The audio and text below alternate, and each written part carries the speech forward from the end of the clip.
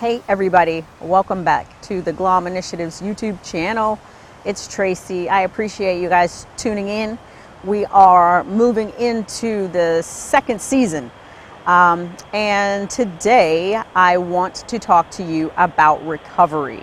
So personally, I am in the midst of my own journey through recovery from a fibroid myomectomy surgery. And it's been about a month, and it's been a very interesting journey. Whether you are recovering emotionally, physically, or psychologically from either a trauma or an elective procedure or maybe an injury, the bottom line is it is going to be a challenging journey along the way. So one of the things that I've learned and know to be true is that tenderness with yourself and with those who are supporting your recovery is going to be important to expedite your healing process. Another thing that I've learned that is really, really important is the ability to just be patient and be still and sit with whatever stage of recovery you might be in.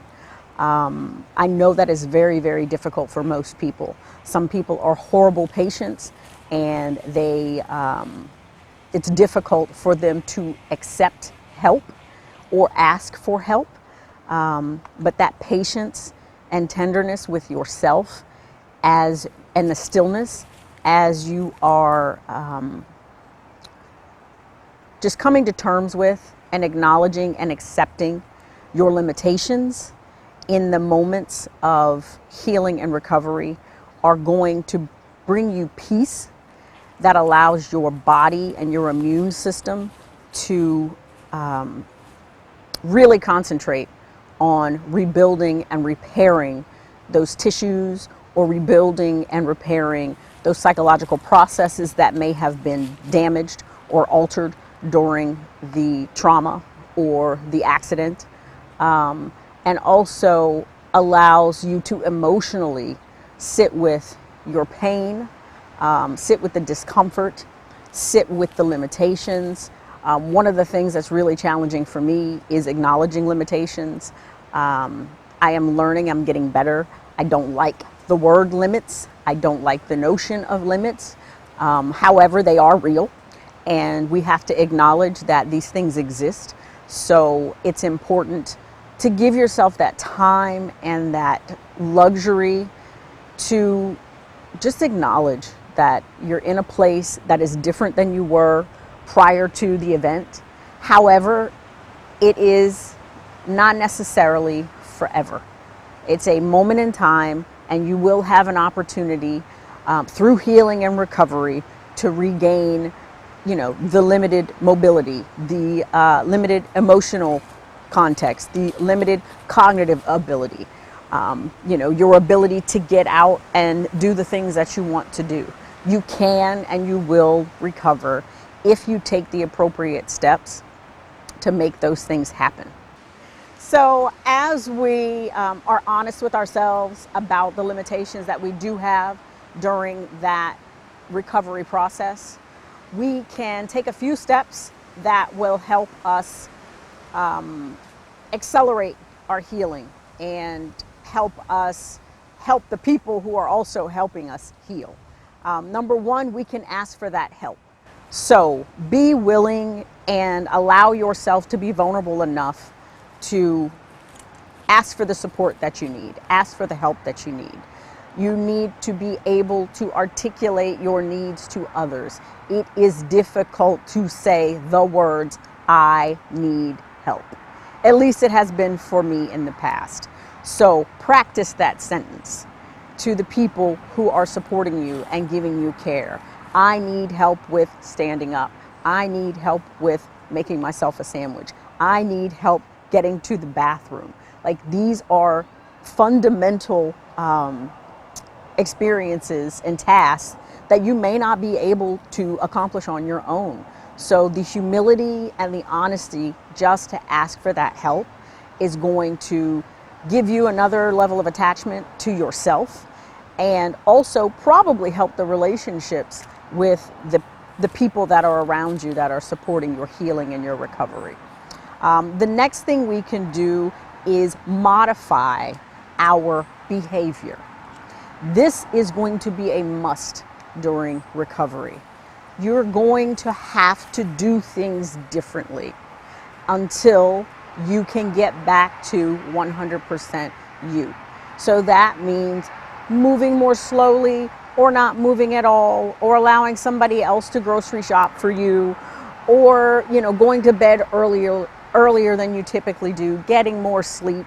There are things that you are not going to be able to do in the context of your recovery that you were able to do before. And some of that stuff you may never get back. It depends on the type of recovery that you're going through. So your willingness to modify your behavior and your tasks is going to be super important for you as you're recovering.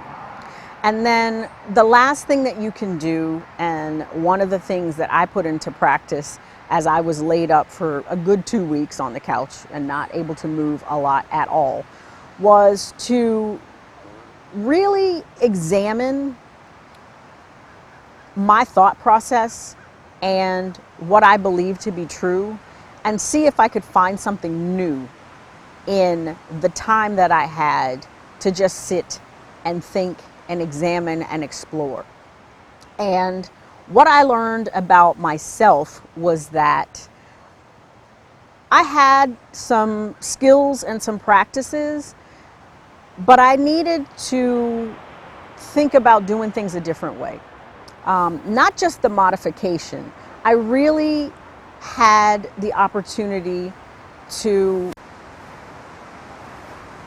be honest about the fact that I needed to change my approach to what I ask my body to do.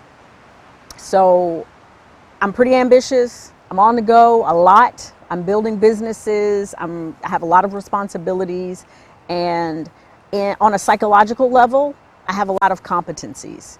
So the challenges and the stress that I put on my physical body, yes, my body could tolerate. However, there was consequences. So one of the things that I really learned while I was in a position where I needed to be still is that I was able to fully understand and accept that I am asking my body to do things that are outside of what it's capable of at this season. So it doesn't mean that I have to stop doing things. Sometimes you apply the knowledge that you have and you practice it in a different way. So it's not necessarily a new skill, it's just the application of a skill that you already have in a different way. So again, let's review. What you're going to want to do is ask for help. You're going to want to modify your behavior, and you're going to want to really, really sit and think about an opportunity to learn something new or gain enhanced understanding of or awareness of, something related to you or the circumstance that you might be in. For me, again, it was the acknowledgement that I needed to apply what I know in a different way to be more tender and gentle with my physical body and respect it and honor it for all the work that it does for me. So speedy recovery to all of you out there who are in that process, to all the caregivers who are out there helping other people through their recovery process. Kudos to you. Please take care of yourselves as you take care of others. I'll probably put a couple of links down in the video so that you can get some resources and a little bit more information about recovery. And thanks for tuning in. I appreciate it. If you enjoy what we're doing, please like, share, and subscribe so we can continue to bring you great video content. Do you have the courage to show up for your own life? To realize your vision and unlock your potential, contact GLOM Initiatives at 757-550-4987 or glominitiatives.com.